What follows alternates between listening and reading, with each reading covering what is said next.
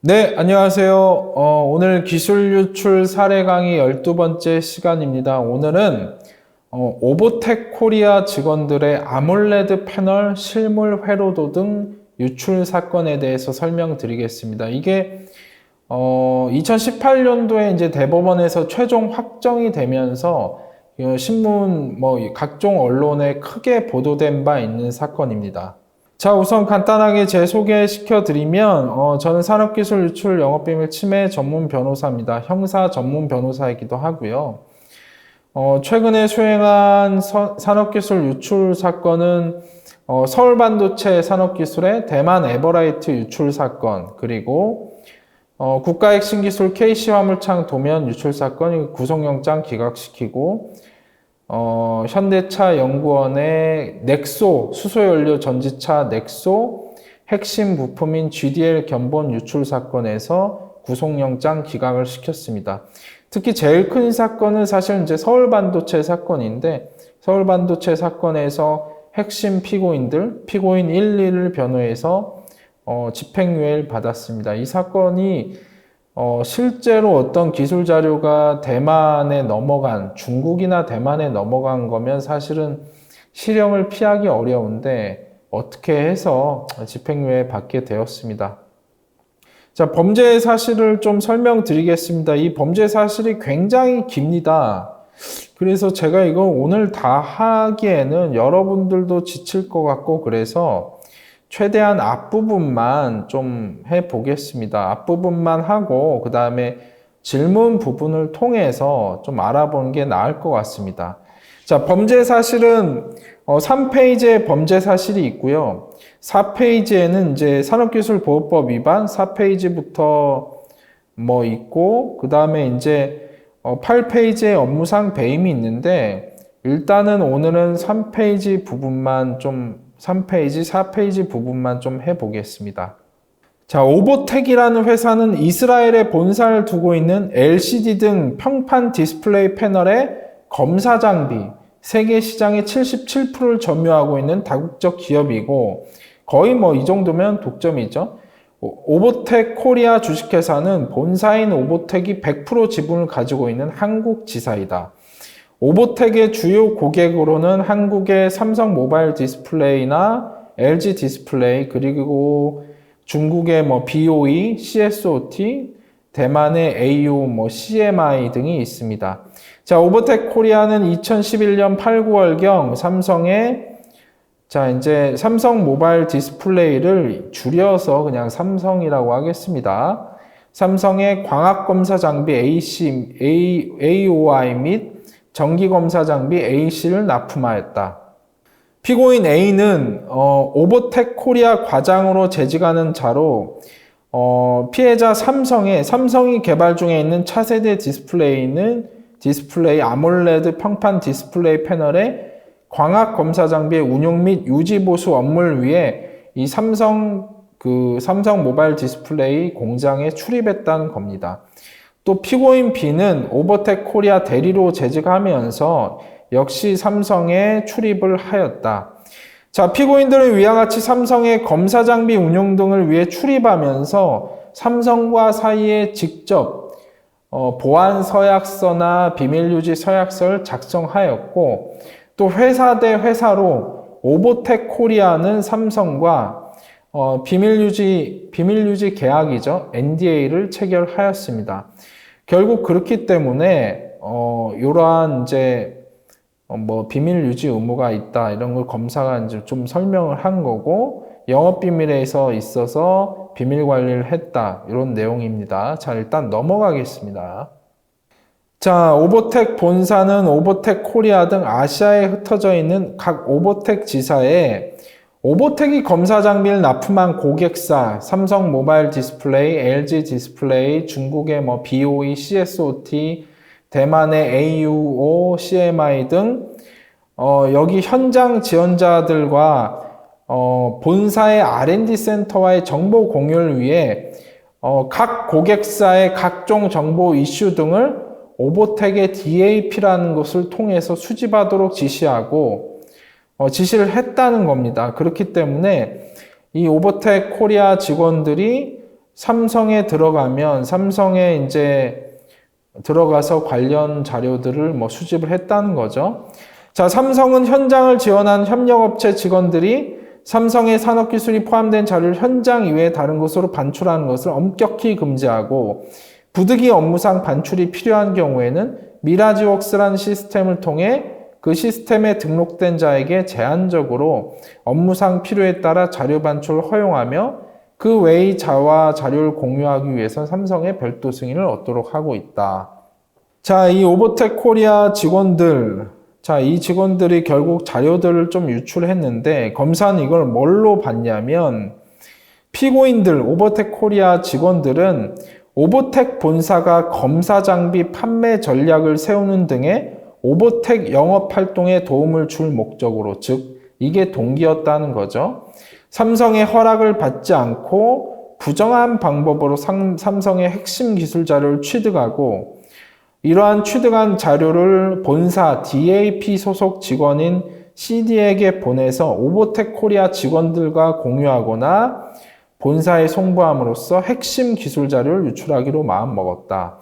자, 검사가 생각한 거는 결국은 삼성 모바일 디스플레이나 LG 디스플레이의 어떤 핵심 기술 자료 등이 중국의 BOE나 CSOT에 이 오버텍 코리아를 거쳐서 중국의 BOE나 CSOT에 넘어가지 않았을까라는 생각으로 지금 이제 어떻게 보면 기소를 한 것입니다. 자, 이후에 이제 피고인 A와 피고인 B 등 여러 명의 피고인들이 구체적으로 어떤 행위들을 했는지가 나와 있습니다.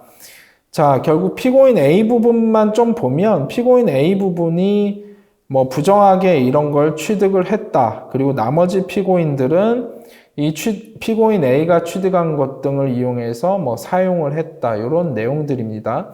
이게 부정 취득이기 때문에 앞에 있는 오버텍 본사가 검사 장비 판매 전략을 세우는 등의 오버텍 영업 활동에 도움을 줄 목적으로 이거는 부정한 이익을 얻을 목적, 즉 유출에 있어서 부정한 이익을 얻을 목적이 아니라 그냥 행위의 동기 정도로 보시면 될 것 같습니다. 자, 6페이지에는 어쨌든 이 부정하게 취득한 산업기술을 사용했다. 이런 내용들이 있습니다. A와 B가 부정 취득한 산업기술을 사용했다. 6페이지 넘어가겠습니다. 자, 7페이지는 메일로, 무단으로 이제 그 오버텍 코리아 직원들이나 아니면 상피고인들 본사에게 무단으로 송부해서 이 기술 자료를 공개하였다. 공개 부분들이 있습니다. 자, 이제 업무상 배임입니다. 결국 이제 검사가 공소 사실을 어떻게 정리했냐? 피고인들은 오버텍 코리아가 삼성에 이제 납품한 장비에 대한 운영, 유지, 보수 등의 업무를 위해 삼성에 출입하면서 수차례에 걸쳐서 피고인들과 직접 삼성이 영업비밀 등 보호서약서를 작성했다. 그렇기 때문에 너희들 지금 삼성이랑 비밀유지서약서를 작성한 너희들은 삼성의 영업비밀 또는 산업기술 등 중요한 자료를 외부로 반출하거나 이러면 안 된다. 만약 이런 행위를 했을 경우 업무상 임무에 위배해서 업무상 배임이 되는 것이다. 라고 이제 기소를 한 것입니다. 결국 이제 피고인들이 이러한 행위를 해서 부정 취득 후 사용, 부정 취득 후 공개 이런 행위들을 해서 어쨌든 삼성은 손해를 입고 오버텍은 어떤 이익을 얻었다. 이런 것입니다. 자, 이 사건은 제가 삼성 부분만 정리를 했고 피고인들은 삼성뿐만 아니라 LG 디스플레이에서도 동일한 행위를 했습니다. 그런데 제가 이제 너무 많기 때문에 삼성 부분만 정리한 것입니다. 자, 이제 문제입니다. 피고인들은 산업기술 부정 취득 및 사용 등으로 처벌되는가? 이런 문제를 제가 이제 좀 드리기 앞서 사실은 이제 판례에 있는 사실관계들을 앞서 공소사실에 좀 정리를 해놓고 공소사실 또는 인정사실 부분에 정리를 해놨어야 되는데 이게 워낙 판례가 정말 너무 길다 보니 그걸 정리하는 게 사실 쉽지는 않았습니다. 그래서 이 사건에서 문제와 그 해설을 들으시면서 이 사건을 정리하는 게 훨씬 효율적일 것 같습니다. 자, 법원은 위 사건에서 피고인 A의 일부 행위, 피고인 A의 일부 부정취득, 사용, 공개만 유죄를 인정하였고, 유죄를 인정하면서도 피고인 A에게만 벌금 1,000만 원이 선고되었고, 나머지 피고인들 행위 전부에 대하여 무죄를 선고했습니다. 자, 주요 판시 이유에 대해서 좀 설명드리겠습니다. 자, 결국은 이 사건이 유죄가 되려면 외국에서 사용하거나 사용되게 할 목적, 또 부정한 이익을 얻거나 기업에 손해를 입힐 목적 등이 필요로 하는데, 위 공소사실 기재 자료들이 위 피고인들의 업무상 필요한 범위를 일탈하여 사용되었다거나 이 사건 정보들의 사용으로 공정한 경쟁을 해할 위험성이 초래되었다거나 위 자료들의 내용이 피고인들이 담당한 정당한 업무 범위 및 목적과 무관한 정보였다는 등의 사정이 증명되지 아니한 이상 피고인들에게 부정한 이익을 얻거나 기업에 손해를 입힐 목적이 있지 않았기 때문에 죄가 되지 않는다는 것입니다. 쉽게 얘기하면 이 오버텍 코리아의 피고인들은 자기들이 업무를 하기 위해서 이 삼성의 자료들을 빼서 업무 외로 사용하지 않고 순전히 업무를 위해서 유출하였고 업무적으로만 사용했다는 것입니다. 그러니까 업무 범위를 일탈하지 않았다는 거죠. 그래서 부정한 이익을 얻을 목적이 없었다는 것입니다. 자, 이제 10페이지 보겠습니다. 여기 굉장히 많은 내용들이 있는데 제가 몇 가지 중요한 것들만 좀 설명드리겠습니다. 법원에서 뭐라 판단했냐? 이렇게 이제 삼성에서 이미 오버텍 코리아에 정보를 공유하고 또 그렇기 때문에 삼성 입장에서도 이러한 것들을 충분히 예견할 수 있었던 것으로 보인다. 또 삼성의 경우에는 이미 오버텍 코리아에 여러 중요한 기술 자료, 실제로 오버텍 코리아 직원들이 유출해서 문제된 자료보다 훨씬 중요한 기술 자료들을 제공을 하였다. 이런 것들 통상 제공되어 왔기 때문에 이러한 유출로 오버텍 코리아가 뭔가를 얻어내기도 힘들었다. 이런 겁니다. 오버텍 내부 직원이라도 삼성 이 라인의 어플리케이션 업무와 관련 없는 사람에게는 이 문제의 정보들이 제공되지 아니하였다. 또 일부 자료는 삼성의 논문에 공개된 이미지와 유사하여 이를 산업기술로 보기 어렵고 또 이제 공유 금지이지만이라는 표현이 있었는데 이 부분을 그냥 넘어가겠습니다. 자, 이제 병합된 이 LG 사건도 있는데 LG 측의 명시적 또는 묵시적 승인하에 제공된 이미지 등을 이용하여 작성된 것으로서 LG가 이제 어떻게 제공을 했다는 거죠. 그래서 또 이러한 자료들 토대로 오버텍에서 뭘 했냐면 이러한 자료들 토대로 어떤 문서를 만들어서 LG 측 엔지니어들에게 보고를 하였다는 것입니다. 그렇기 때문에 삼성이나 LG에서 어떤 자료를 주면 오버텍에서 나름 수정을 하고 해서 다시 삼성이나 LG에게 보고를 했고 그런 게 관행이었다는 거죠. 그리고 삼성이나 LG가 더 중요한 기술 자료도 평상시 때 오버텍에 줬었다. 그래서 오버텍 코리아의 직원들은 정당한 업무 수행의 일환이었던 것으로 보인다라는 것입니다.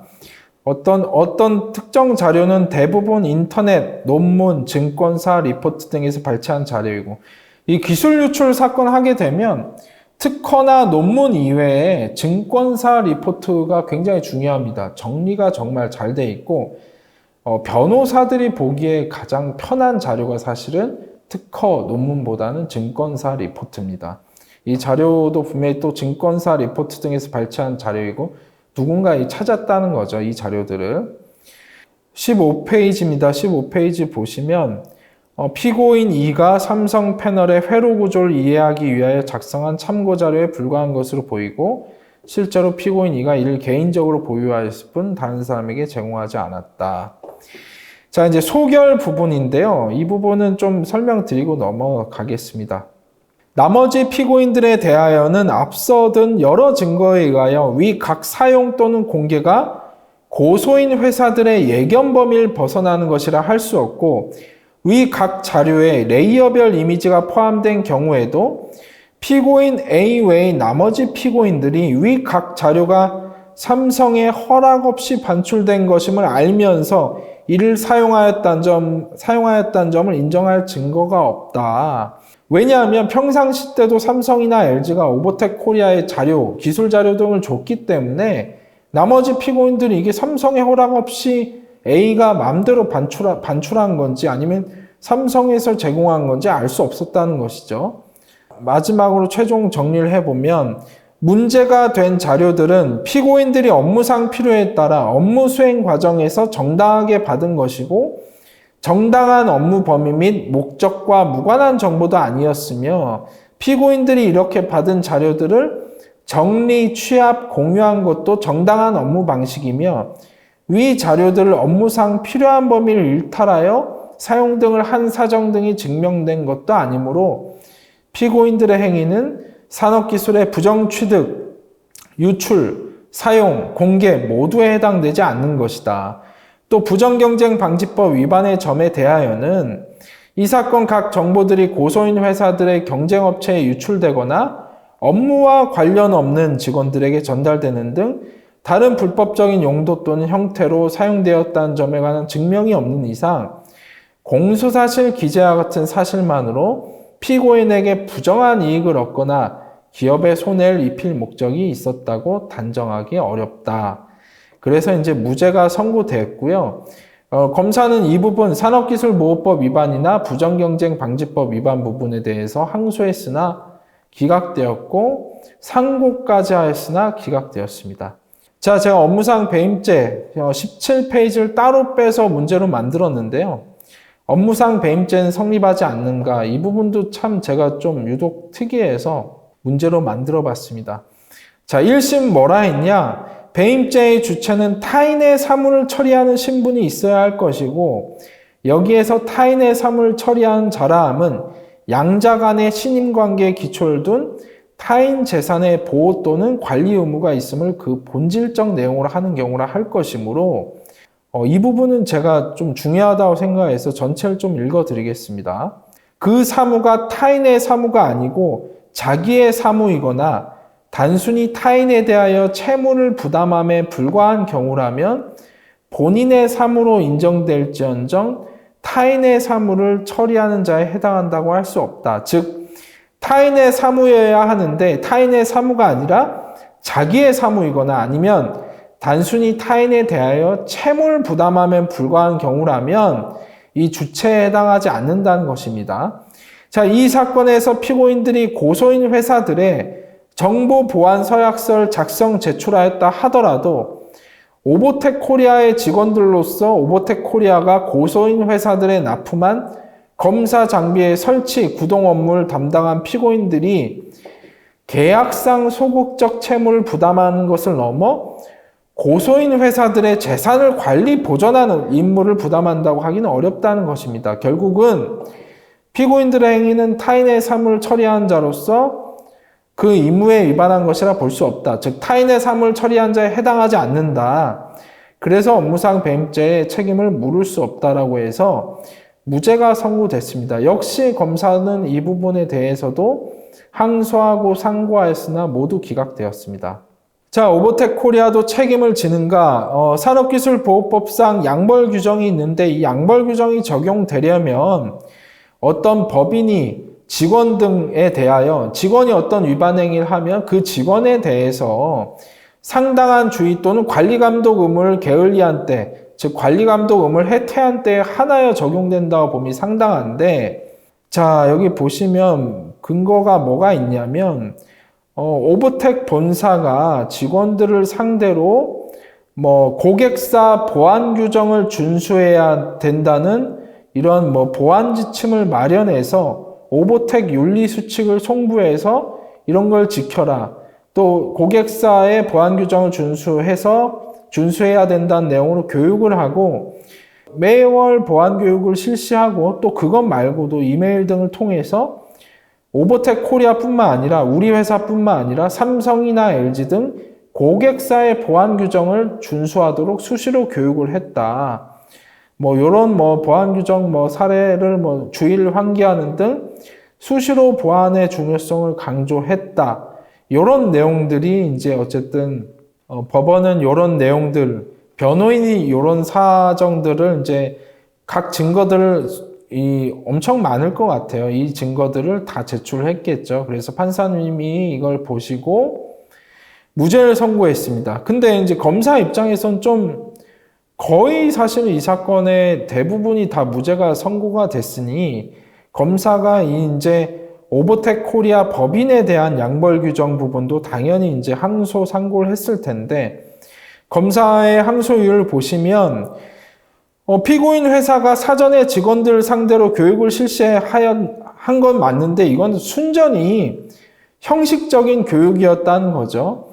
그래서 형식적인 교육을 실시하였다는 사정만으로 그 위반 행위를 방지하기 위하여 회사 차원의 상당한 주의와 관리 감독을 다하였다고 할 수 없음에도 원심 사실 오인하고 법리를 오해하여 피고인 회사에 무죄를 선고하는 위법을 저질렀다며 항소하였으나 항소심도 역시 기각, 상고심도 역시 기각을 하였습니다. 자, 이 경우에 A 21페이지입니다. A를 제외한 나머지 피고인들은 이제 모두 무죄가 선고됐는데 이제 A는 좀 억울하겠죠. 자기의 어떤 일부 행위에 대해서만 벌금이 선고돼서 억울하겠죠. 그래서 A도 이제 항소를 했는데 항소 이유를 보시면 제가 노란 부분을 체크를 해놨습니다. 자기는 업무상 목적에 이용하기 위하여 취득하였으므로 부정한 방법으로 취득한 것이 아니며 또 부정하게 취득한 산업기술의 사용 공개 행위는 산업기술보호법의 입법 목적을 침해하는 직접적인 위험성이 있어야 하는데 자료 작성 및 공개 행위 자체는 우리 고객사인 삼성이나 LG의 예견 범위 내에서 업무상 필요에 의하여 이루어진 것이므로 그 취득 행위와 구별되는 별도의 독립적인 위험성이 있다고 볼 수 없는데 이와 달리 판단한 원심은 법리를 오해한 것이다 라며 항소하였습니다. 자, A의 항소 이유는 타당한가요? 자, 항소심 뭐라 판단했냐?